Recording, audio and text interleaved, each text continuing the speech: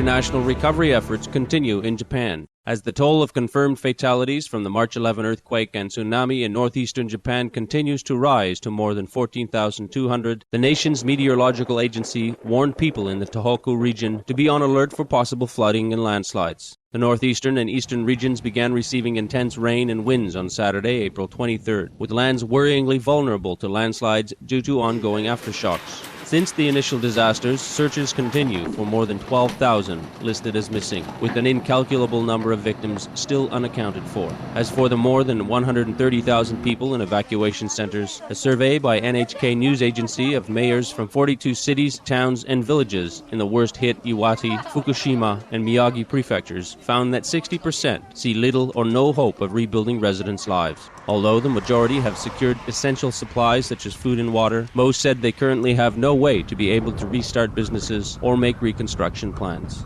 At the disaster-stricken Fukushima Daiichi nuclear power plant, workers' exposure to radiation is still rising as they continue the toiling effort to bring the nuclear crisis under control. On Saturday, another worker was found to have been exposed to over 100 millisieverts of radiation, the 30th to reach that dosage level since the accident. The legal limit for plant workers during an emergency had been 100 millisieverts before the government raised the level to 250 millisieverts during the Fukushima Daiichi nuclear accident. The operator Tokyo Electric Power Company, or TEPCO, has drawn up a map showing the radiation levels at some 150 locations inside the damaged power plant. Debris in some areas is highly radioactive, and workers taking measurements found a concrete fragment near reactor number 3 with radioactivity of 900 millisieverts per hour, which they transferred into a container with other debris. By Saturday morning, workers had moved 930 tons of radioactive water into an on-site waste processing facility. Meanwhile, some 25,000 tons of contaminated water has been filling up the basement of reactor number 2's turbine building and connecting tunnel, hampering crucial cooling efforts. At the number 4 reactor, TEPCO personnel pumped 340 tons of water into the storage pool for spent fuel rods in hopes of bringing down the reactor's temperatures from a reading of 90 degrees Celsius, which is more than twice normal.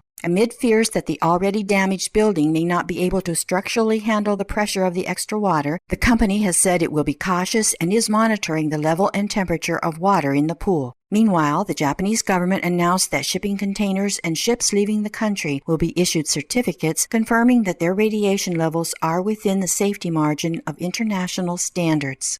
At the site of the Chernobyl disaster, to which Japan's accident has recently been likened, Ukraine's President Viktor Yanukovych, United Nations Secretary General Ban Ki-moon, and International Atomic Energy Agency, or IAEA, Director General Yukiya Amano convened as the 25th anniversary of the catastrophe there approaches. In regards to the current nuclear event in Japan, Director General Anamo said, "This latest accident demonstrates that despite the great progress made in the last 25 years, more needs to be done to ensure that the safety-first approach becomes fully entrenched among nuclear power plant operators, governments, and regulators." The Fukushima Daiichi nuclear power accident, and together with this Chernobyl disaster, have given us enough and strong message, and we have to learn from these lessons. Our thankfulness for the relief efforts of the Japanese and international governments, organizations, and personnel. With heaven's grace, may the safety and welfare of the Japanese and world citizens be restored through humanity's kinder and more elevating lifestyles.